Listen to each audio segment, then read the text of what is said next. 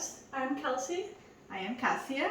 And today we are going to be talking about Geo Arbitrage. Yes, I think it'll be a really interesting topic. Yeah. I'm really excited to talk about it. Yeah, only in the past couple of years have I heard about Geo Arbitrage. You know, I heard the phrase, somebody was talking about it on a podcast, and I had no idea what it was. Mm-hmm. I hardly even use the word arbitrage. Yes. So, but I think it's an interesting topic. Yes, I think I started learning more about it, of course, by you, from you, because you start teaching me about this idea of saving, and then we get into listening and reading more about. And then when I start also researching about digital nomads and what it is, what they do, that's when I learn more about geographic arbitrage and like how can that help a digital nomad. Right. It's not like directly associate. You don't need to be doing digital arbitrage to be considered digital. Geo arbitrage, sorry, to be a digital nomad. But one thing can kind of help the other one. Right. But you know, I don't even think that it's only about being a digital nomad. Yeah. Because there are some people who don't want to be digital nomads, Exactly. right? We're mainly focusing on the financial aspect of it, Mm-hmm. right? So it is really cool to be able to, you know, live other places for Mm-hmm. cheap, Mm-hmm. in terms of being able to travel a lot. But Mm-hmm. it's also really good in terms of being able to save money. Exactly. I think the most benefit of the geo arbitrage, and I think that's why people look for it, is how to save money. Yeah. And as we will be talking about today, you have many ways of doing that. Right. So, if after doing some research and learning a little bit about it, what would you say the definition of geo arbitrage is? I think geo arbitrage is basically a way of you looking geographically for a location where you can move and save money. Okay. Like basically consider low cost of living. Yep. Based on where you're living now. So basically it's where you can move based on where you live now and save money from it. Okay, basically on the standard of your living. Exactly. Right. Okay. Compared to where you are now, Yeah. where you could move that will help you to save some money. Okay. And that's based on basically the cost of living. That's why it's geographically. Right. Okay. Yeah, so I was doing some research, and just so everybody can understand what we mean by cost of living. Mm-hmm. So cost of living is, there's like a bullet points of what cost of living is determined by. Mm-hmm. And I got this from The Balance, what is cost of living, thebalance.com. And they say the cost of living is determined by housing, food, transportation, healthcare, taxes, childcare, and education. Yes. So, you know, obviously if you don't have a child, you don't have to worry about childcare. If you're already educated, you don't have to worry about education. But housing, food, and transportation are always going to be really big factors that determine your cost of living. Yes, especially depending how your lifestyle. How's your lifestyle? Yeah. I think the cost of living needs to put in balance the type of life you want to live. Okay. Because even though I was reading about it, I think it's really useful to think when you decide to move to an area, even though it can be geo arbitrage, can be low cost of living, you need to consider if you'll be happy living there. Mm-hmm. That's why when you think about moving to, for example, a rural area, what is more important to you? Do you like nature? Do you like go hiking? So probably you'll be fine. But if you like more culture, more events, concert shows, museums, you're probably not going to be so happy there. Right. Okay. So I think you need to consider what type of lifestyle you want, right. And then consider that when you start searching for cost of living. Okay. So like if you like the nightlife, if you like going out, maybe you don't search for just in general the lowest cost of living. You look for maybe the lowest city, exactly. Or the lowest cost of living city. Exactly. Stuff like that. Yeah, and when you think about that, I think it's really useful. One of the tools that I found online that can help people to understand how much they can save and the lifestyle they are looking for, we have a website that's called howmuch.net. Howmuch.net. Okay. It's a really interesting website where you can have like an interactive, spreadsheet, basically, showing the cost of living in. You put the zip code or you put the city you're interested in living. And they are going to tell you based on the annual salary, you can kind of change the parameters to show how much you make per year. Okay. And they are going to show you how much you can save moving there. Okay. So they will show you the rent, the cost of transportation, the cost of food, the cost of rent or buying a home. Is it the same one that you were looking at, and you would kind of answer these questions, like if you want an educated area or a... No, that's another one. That's the best U.S. cities to live and work remotely. That's another website. It's a website called The Best Cities to Live and Work Remotely. Yeah, the website is highspeedinternet.com. Oh, okay. Highspeedinternet.com, okay. And they have this bar where you can kind of click in filters based on low crime, affordable cost of living, nightlife, wherever you think is best for you. And they kind of rank the cities based on the filters you choose. Okay, so you could kind of use those in tandem, right? Yes. Howmuch.com and highspeedinternet.com? You can, but I think the howmuchspeed.com would be more useful because they kind of show you how much is the cost. Okay. Specifically in the zip code you're looking for. Howmuch.com. Howmuch.com. .net. Howmuch.net. You're confusing. Okay. Howmuch.net will show you, for example, I want to live like we're living now in Philadelphia. Yeah. So then you can put my annual salary, if I live in a household of 2 people, the annual salary of the 2 of them together is like $100,000, for example. Okay. They say, okay, based on the zip code you gave me and the household you're living right now, and based on the costs, usually the average cost in Philadelphia, you can save or you'll be losing money. Okay, in our case, Philadelphia is a really high cost of living. It's high cost of living, but right now it theoretically is saving based on our income. Right. But that's an interesting city because if you're thinking about moving to another area, and you can search for the area and you can have an idea how much you'll be making there, and you'll be like, okay, I'll be saving less or more than I'm saving now. Okay, yeah. And then it can help you to decide where you want to live based on the lifestyle you want. Mm-hmm.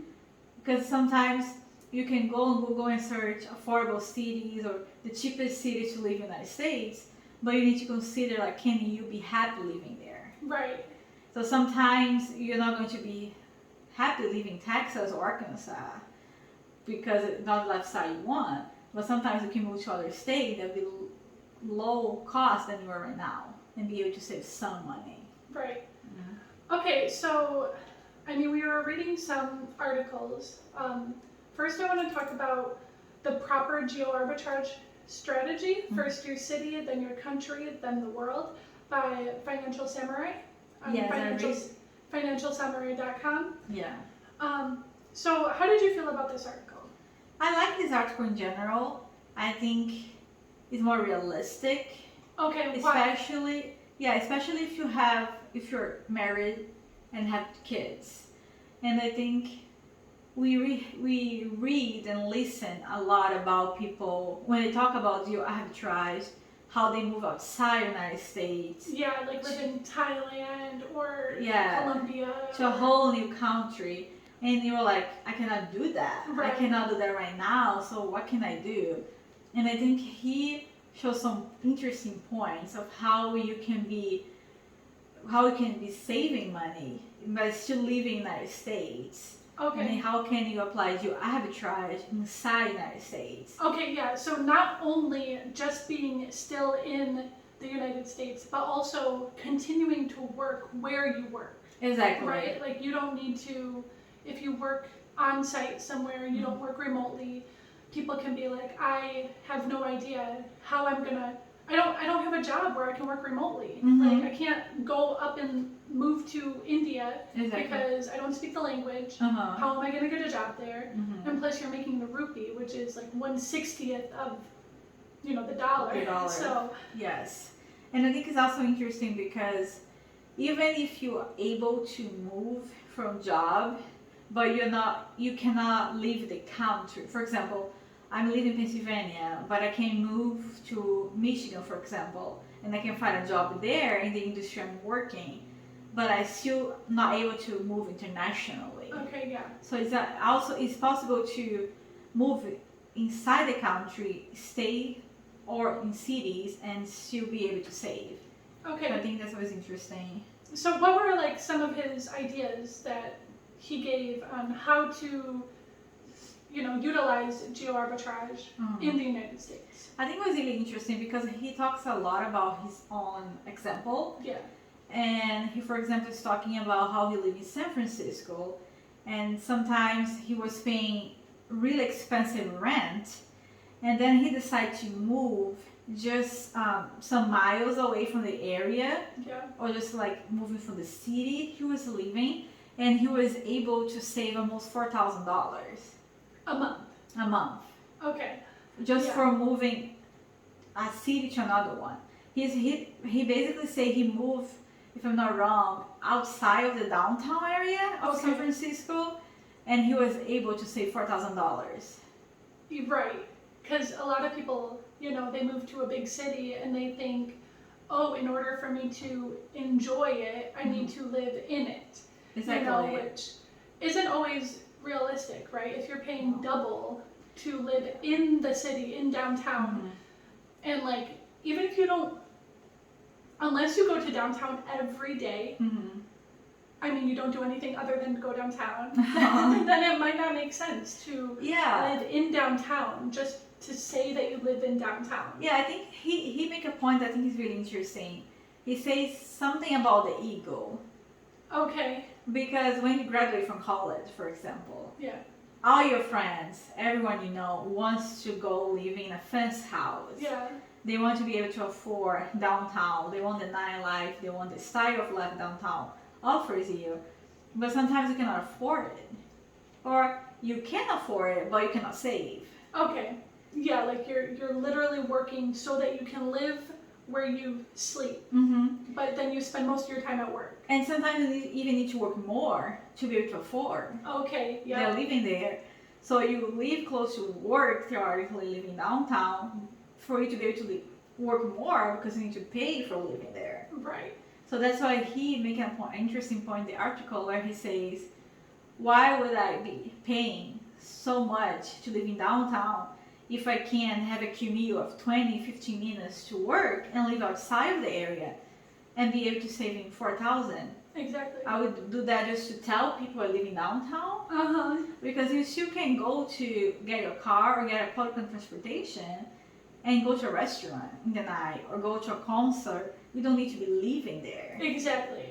You can take the money that you were saving, you're saving from living outside of the downtown area, and you can do probably more activities, less stress than you did when you lived right in downtown. Especially if you're married and have kids, the cost of living in the downtown area will be really expensive. Right. Imagine about groceries, transportation, and most of the times you don't have places to park. Yeah.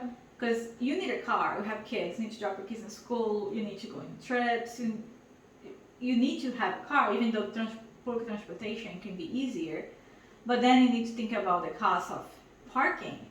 And most apartments in downtown, as we see when you move here to Pennsylvania, for example, when we were looking for apartments, and we were looking around the Philadelphia downtown area, and we saw just for the parking, we pay an extra $200, $300. Right. Every month. Yeah, add to the cost of the renting just to Yeah. park your car. Yep.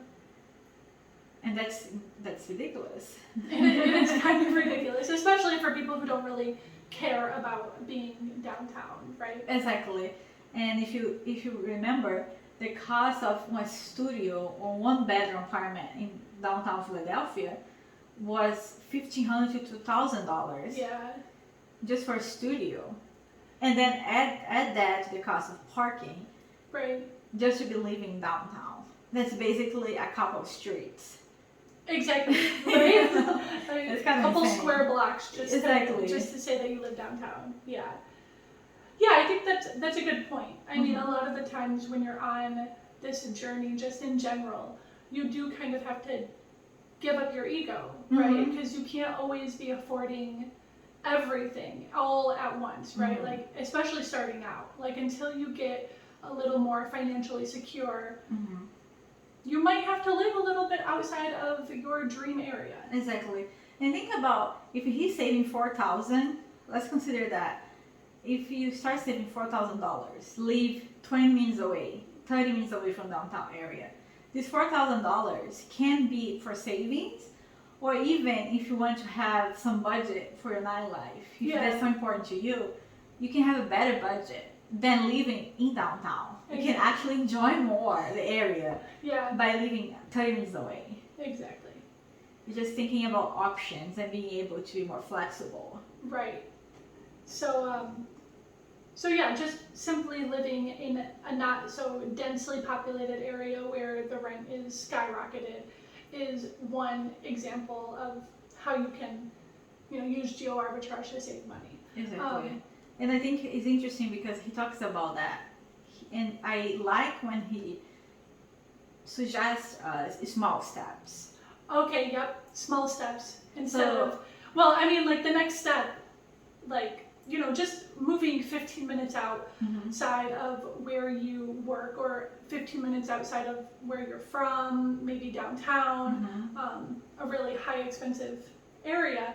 The next step is to move states completely. Exactly. Like if he lives in Sacramento, right? So San Francisco, which is really expensive. Or, I mean, California in general is expensive. So another option, and I was reading this article, it's from Workforce, it's workforce.com. The title is Geo Arbitrage, How to Save Money and Live Your Dream Lifestyle. And they list, as of 2020, the U.S. states with the lowest cost of living. Number one is Mississippi, then Kansas, Oklahoma, Arkansas, and Missouri. So I think we can kind of discuss that a little bit, moving outside of the state. What are some things that when you think about moving outside the state to a place like Oklahoma or Mississippi, what comes to your mind? That's why I started this episode, telling people it's important for them to consume their lifestyle. Okay, yep. Because unless you're really desperate for like, I cannot afford anything, I need to move to a place that is nothing related to the life I want to have right now, but I want to save money, then that's okay, you can kind of put that aside. But for me particularly, one of the important things that I consider, and after I moved to Pennsylvania, I understand how important that was for me, is first, nature. Okay. I'm not the type of person who cares a lot about the city lifestyle. We in general, like as a couple, we don't have fun going to like restaurants or concerts. Right, all the time. All the time. We do that once in a while, but it's not one of the main reasons that would make us choose where we're gonna live. Right. We enjoy more hiking or camping or kayaking or just going for a walk. Right. So I think I would consider a state that could offer me that. Okay. In a reasonable distance. Yeah. Because another thing that make us a little sad, let's say like that, about the area we live is everything that looks interesting to go visit is an hour and a half, 2 hours away of driving. Yeah. And for a weekend, or for 1 day weekend, it's a lot of driving. Right. And then not all the time you can just go and stay a night in a place. So I would consider that. And also really important for me with traffic. Okay. I would love to go to places where I don't face traffic to go to work. I mean, we kind of had that in Arkansas. We did. When we were living in Arkansas, we didn't have any traffic. We had like a 7-minute commute to work, and it was always 7 minutes. Yeah, but I think for me specifically, the bad part about Arkansas was where we were living. We did not have a lot of nature options. Right. Even though Arkansas is considered the heart of nature in our the state. Natural state, right? The natural state. But we also, like, the nice nature areas was 2 hours away. Right. Yeah. The mountains that we could go, the river was around 2 hours away. That's almost around where we have right now of a commute to go. And also the heat was too hot. I definitely consider a place that's not so hot. Right, right. But for somebody who loves the heat, that would love. Go move to the south, because a lot of these, actually, all of these states that they're listing are pretty far down south. Yeah. So South in general is known by being one of the more affordable states in the United States. But the one thing to think about that too is if you are working in an industry that requires you to go into work, yes, it's not like you can work in New York but live in Missouri, or live in Mississippi, exactly. So like you're also gonna make less. Yes. If you work at a job that requires you to go in. Exactly. So I think that brings us to our next kind of type of geo arbitrage. So what we've been talking about, if you live in the United States and you live, you move 15 minutes outside of where you normally live or where you normally are, or you move to a different state, that's domestic geo arbitrage, right? Yes. Where you kind of find options within your country that you live in. But and just a topic before we move to the other ones, I would love to highlight how important it is the domestic geo arbitrage, because sometimes even moving out of state or moving from city to city, you can have a lot of benefits from that. okay. You not only about the affordability that can help you and how much you can save, but you can have less traffic, less crime, less litter. You can have more parks. Okay. You can have more diversity than you had before, because we have more different type of people living there. So I think it's important to consider domestic geo arbitrage. I think when you talk about in general, people highlight a lot of the international geo arbitrage. Right. As like the most important and most interesting one. But I think the domestic one, depending on your lifestyle, can be really interesting and can help you to have a lot of more diversity in your living. Okay. More opportunities of different views and different events, or I don't know, like lifestyle in general. Okay. Right. Okay. Yeah. So let's talk a little bit about international geo arbitrage. I mean, that's the dream. I mean, that is kind of the dream, right? Yeah. For some people, if you like the idea of traveling, the idea of seeing different cultures, always being on the road. I think this is where like digital nomad comes in. Yeah, right? exactly. Like a digital nomad isn't going to be. I mean, actually, some of them do live within the United States, but you work remotely. So yes. I would. In like another section of this, the workforce.com article where they're talking about geo arbitrage, how to save money and live your dream lifestyle, they talk about things that you need to consider. So I think this article was really talking about, they're really trying to highlight the international travel, right? The international working. And the number one thing that they said you had to do first in order to do this kind of lifestyle was to establish a location independent income. Okay. So I mean that is kind of a major factor in being able to do international geo arbitrage, because I think like the big benefit that people talk about, I mean, you read this quote from Tim Ferriss, the guy who wrote the 4-Hour Work Week. What was the quote? Was making something about making dollar and expanding pesos. Okay, yeah. So make pesos dollars is the currency in Mexico. Argentina. Argentina and Mexico, right? his philosophy was making in the dollar and then spending in the peso, right? Exactly. So living maybe in Mexico, right? That's where they spend the peso. So I think that is this is obviously the type of geo arbitrage that is mostly highlighted, but it really does make a lot of sense, right? I mean, if you can make in the dollar or make in the euro or whatever else, Canadian dollar, if you can make in a high, like a currency that has a high spending capacity. I think basically also considering making money in a currency that the value is more than the currency you're spending. Okay, yeah. I think that's, even if you're not able to make in dollar, but if you're in Asia, you can make some Asia currency that if you move to another Asian country, the other currency will be less expensive. Right.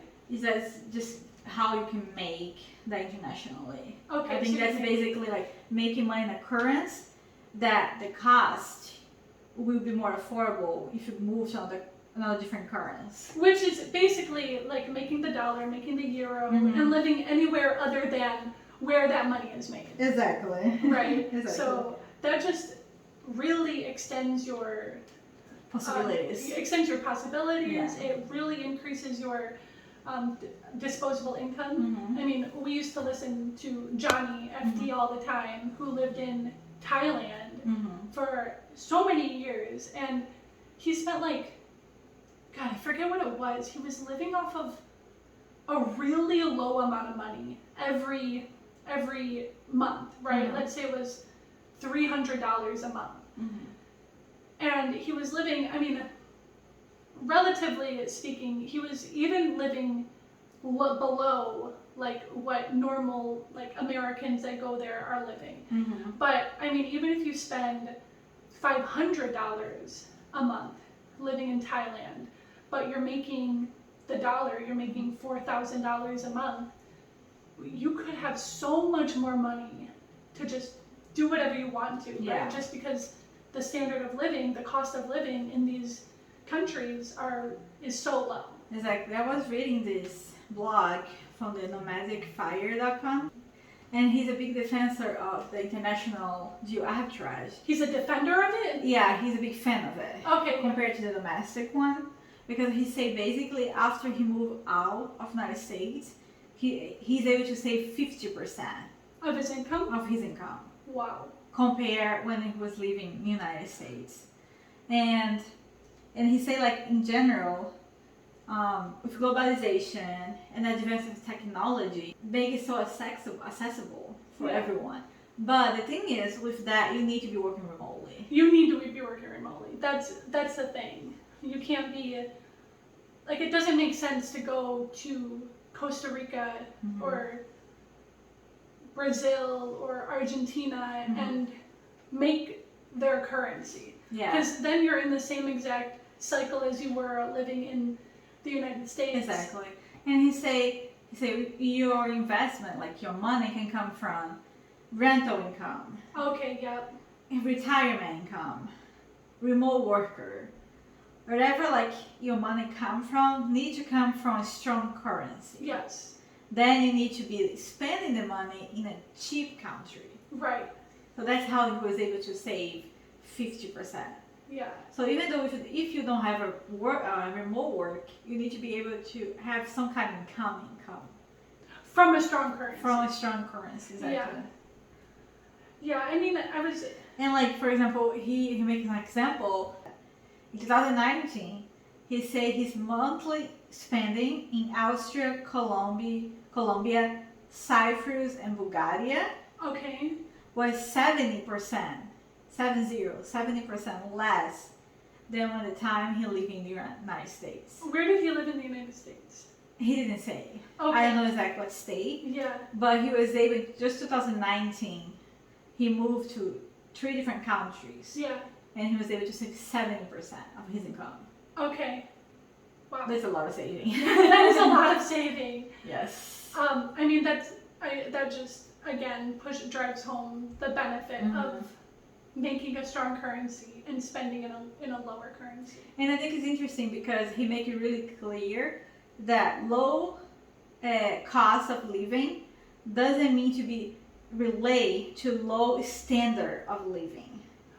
Okay, yeah. Because in his case, he said he has an active social life. Okay. He rents a central located apartment. Okay. So I imagine an apartment in downtown, Probably close to downtown. He frequently eats out. Okay. And he have a weekly maid service. Wow. To clean his apartment, wherever he lives. Yeah. Even though with all his benefits, he saves 70%. That's oh god. That's I can't even imagine saving 70% of our income. That's, you know. Yeah. It's a lot of money you can save for retirement, and you can put investment to work for you. Exactly. But you know, it's not like you can just look on Google and say, hey, what is the least expensive country? Mm-hmm. You know, because there are some things that you have to take into account. Yes. You know, you have to take into account, if you're working remotely, you have to take into account the internet reliability, right? And these are all things that, again, the workforce.com talks about in their article on Geo Arbitrage. So you have to look at, you know, reliable internet, the healthcare quality there. Mm-hmm. You know, if you have kids, you have to look at the schools there, the safety, and the language is spoken. Yes. Right? If you cannot expect everybody to speak English with you. Right. So if it's not the official language from the country, you kind of need to learn to communicate. In some way. Yeah. You know, I mean, even if it's talking with your hands or using Google Translate and stuff like that. But yeah, just some things. And I would like to add to the list something that people don't consider a lot, but I think is really important, is documentation. To live in another country. It's like me as an immigrant in the United States, that's always a topic that I'm searching about when I think about how would be living in this country. Okay. You need to understand how hard or how easy it will be to get a visa for the country. Or how long the visa lets you stay in the country. And if the visa allows you to work. Because let's say if you have some freelance cases and the freelance come from clients inside that country, you need to have a work permit. Oh, right. And some countries, if you have any kind of business going on from that country, you need to have a work permit. Okay. So you need to understand the rules for the country. Yeah. And also, just in general, right now have become more common for countries to be giving digital nomads visa, work remotely visas, a different type of category that can help a lot. Yeah. But it's not all the countries that offer that, so it's something you need to consider. Yes, always before you pack up your bags and go to a different country, you know, just make sure that you can actually do what you're doing. You know, sometimes they have like a 3-month limit. You can't stay in there for more than 3 months. You can't go there and think that you're going to buy a house. Exactly. Start a family there, enroll your kids in school, and then... Especially if you have kids. I don't even imagine how complicated it is. You know, like, could not be, I just don't have any idea about it. And I also think about tax. Because I know if you're living certain quantity of months in the state, in the country, you need to pay taxes on it. Okay, yeah. So always these details need to be considered and discussed when you're thinking about, I'm moving to Colombia. Some countries will be easier if they have some kind of partnerships, like some kind of agreements with like the United States. I know for a lot of countries, if you are a citizen from the United States, you don't even need a visa. Okay. You can stay there for 90 days. So that depends on what your goal is. Right. All right.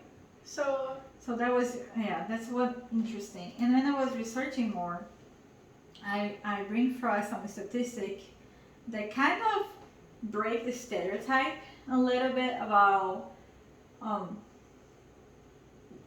living in another country as a digital nomad or applying Geo Arbitrage to live internationally as a remote worker.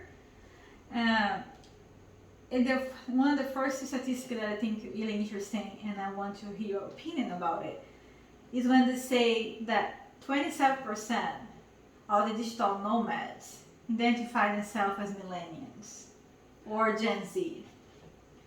41 consider themselves as Gen X. Gen X. Gen X. And 32 as baby boomers. Wow. I mean, I think that's possible, right? Mm-hmm. Because most people, you know, as you grow older, hopefully if you're good with your money, you have the opportunity to do things like that. Mm-hmm. You know, go live somewhere else. You have enough time to build up your own freelance business that you can do online and stuff like that. And I do believe that stuff like Geo Arbitrage has been happening well before before it was coined by given the name by Tim Ferriss, you know, in the 4-Hour Workweek book. But are you surprised that the highest percentage from baby boomers? I mean, I think it's surprising if you think about like the people that mostly talk about, you know, being digital nomads or being, you know, doing geo arbitrage. Mm-hmm. But it's not so surprising because I've heard, you know, from interviews and stuff with older people that do geo arbitrage. Mm-hmm. I do know that this has been a thing that's going on for way longer than it was even given a name. Okay. You know, but I think for people who, you know, just hear about the people that go and travel, live in different countries, work, I do think that just stereotypically that would be, you know, Gen X. I mean, sorry, not Gen X, like Gen Z or millennials. But I do know it's been a thing for a while. Yeah. You know, because they have, like, baby boomers have retirement money. Yeah. Or they have Social Security coming in, right? I actually don't know if I don't know how that all works, Social Security, if it works if you're not living in the country or something, but, you know, they're more in the position to have the retirement money coming out and no penalties because they're above the age, and they don't have to work for that money anymore, you know? And I believe most of them is probably related to business too. Okay. Building business internationally that allows them to travel to other countries. Because I know some countries have special kind of visa, for example, if you open business in other countries. Yeah. Or any type of business relationships. Really interesting. And another that for me at least was really surprising in the statistic is because most of the time when we see people talking about living internationally to save money and being digital nomad, most of them are males. We see a lot of men. Okay. As a face of the movement. Most of the blogs that we bring today was wrote by men. Right. But statistically, 70% of digital nomads are women. Wow. 30% are men. Okay. And it's kind of different to think about. I have some girls in my mind that is a face of digital nomads and living in cheap countries and have digital some kind of digital work, remote work. But it's interesting to see most of the face of the movement is male. I mean, I think that's common, right? The face of a lot of things would be males. Maybe they, you know, have more courage to start something like that, you know, where I don't know what all these women do for work, you know, it's not like they're making money off of like YouTube or blogging, because otherwise they would be a face of, you know, being digital nomads. But that's the thing, I also have a statistic here about the type of jobs people have as digital nomads. And surprisingly, not YouTubers or anything like digital media. Okay. So it's an interesting topic to think about why the face of the movement is male when 70% is female. Yeah. Where they are, why they're not speaking about it. They're working. They're busy working. That's what they're doing. So 22% of people who live internationally. Assistants. Software engineers. Oh, yeah. Okay. That makes sense. That makes a lot of sense. They're making really good money and they're living in a country where they have to spend $10,000 a year to live. Yeah. 21%, they equally distribute their money among project management, video creation, and graphic design. Wow. They do all at the same time. They kind of balance among these jobs Okay. to be able to afford living this style of life. Yeah. Where are you getting this? So all this information comes from the blog nomadicfic.com. Nomadic fic? Nomadic fic, F-I-C. Huh. It's like fiction. Uh-huh. It was wrote by Thomas Kans. And this is an article from inside this thing. So yeah, it's from this website, and he brings a lot of statistics. So 13% were writers. Okay. 9% consultants. Okay. 7% e-commerce.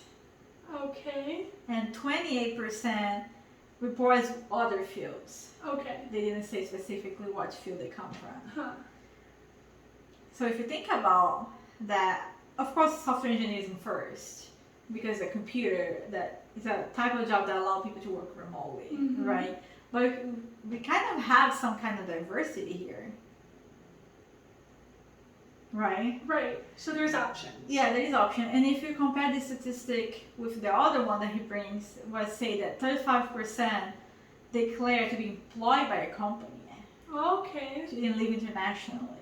Nice. So it's people, it's not just freelancers, because most of the times when we think about, I think it's another stereotype about people who work live internationally, is that they work freelancers. Okay, yeah, work for their own business or something. But 35% have a company they work for. Okay. Only 28 is self-employed, and 18 has their own company. Okay. So most of the people, they do have a job. Yeah. They just work remotely. That's awesome. It's good. So I think it's possible. It's really good when a company allows you to do that, because then you don't have to take time, you don't have to take vacation time to be able to travel to a different place. Maybe like while you're there, say you're like regularly living in Thailand and you want to go to Vietnam for a couple weeks. You can like take the weekend off to travel and then take a couple days in between, like your time there. Because, then you get to get a real feel for the culture. Like, you're not going to be vacationing all the time. You're going to actually be working, maybe cooking food there. You need to shop. You need to fill up gas if you're driving or something, Yeah. And another thing that I always get really curious when I think about living abroad, like where people live.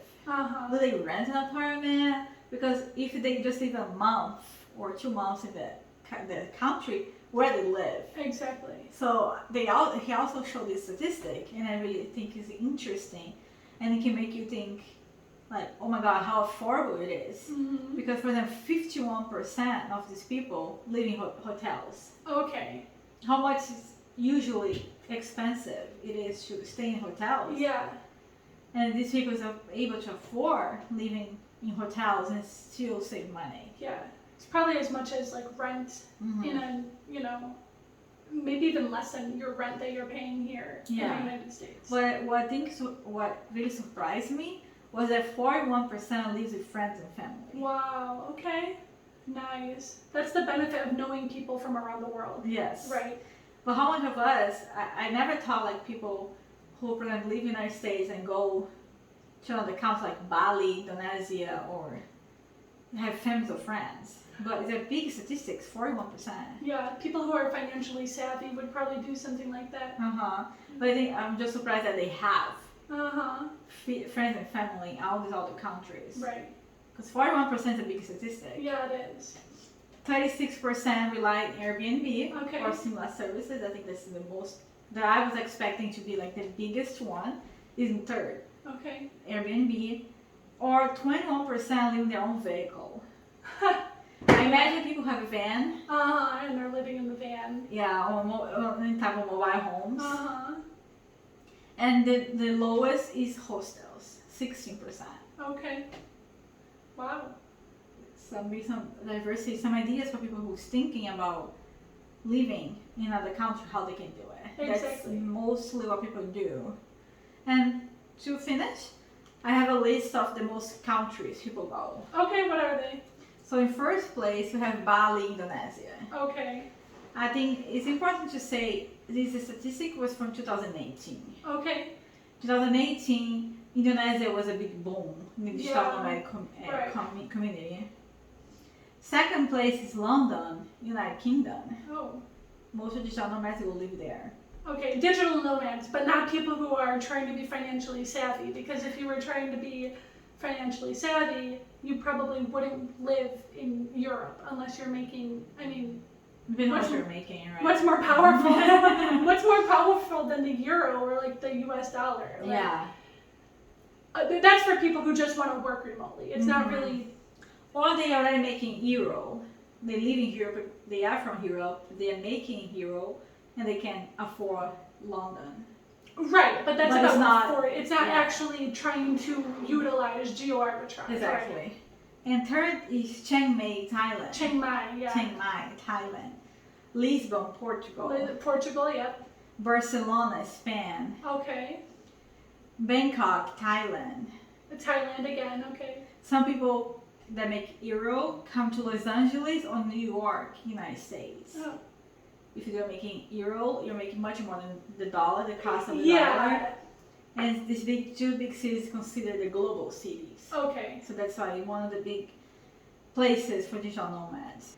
But if you're considering Geo Arbitrage, I think like Bali, Chiang Mai, Lisbon is the most common. Yeah. When people go internationally to apply Geo Arbitrage. Yeah. On this, the workforce article that I've been talking about, they talk about the top 10 countries to retire in. Mm-hmm. So I'm assuming that means low cost of living, because you want your retirement dollars to last for as long as you can. Yeah. And I mean, if you're trying to utilize Geo Arbitrage, I'm sure these are fine places to live too, because you'll be making whatever money you're making, and then living at a lower cost of living. So it was Costa Rica, Panama, Mexico, Colombia, Portugal, Ecuador, Malaysia, France, Malta, and Vietnam.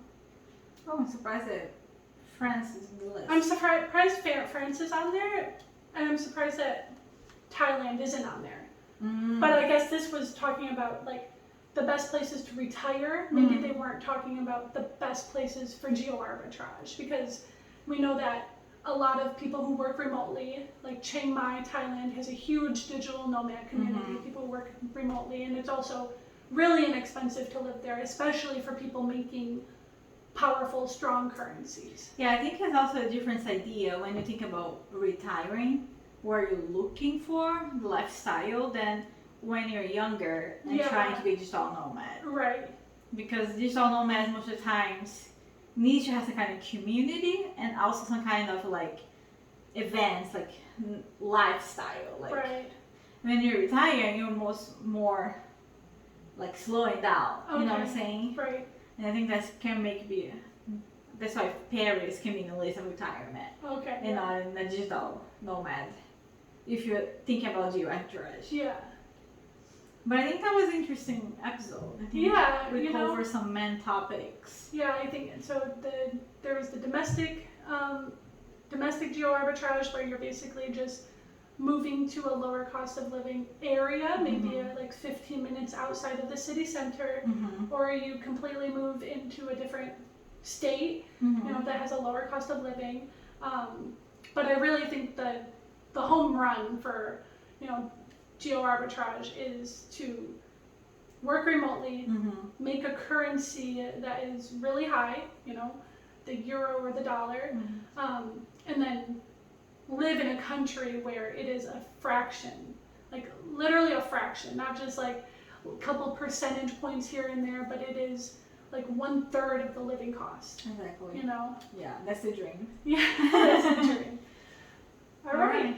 Everybody, so thank you for listening to this episode about Geo Arbitrage. I hope we help you a little bit to understand better about what it is and how can you achieve that. Yeah, and we'll be talking a little bit more in future episodes about all these different factors. Maybe we can talk about working remotely or investing, opening your own business. Exactly. Different tracks you can follow to achieve that.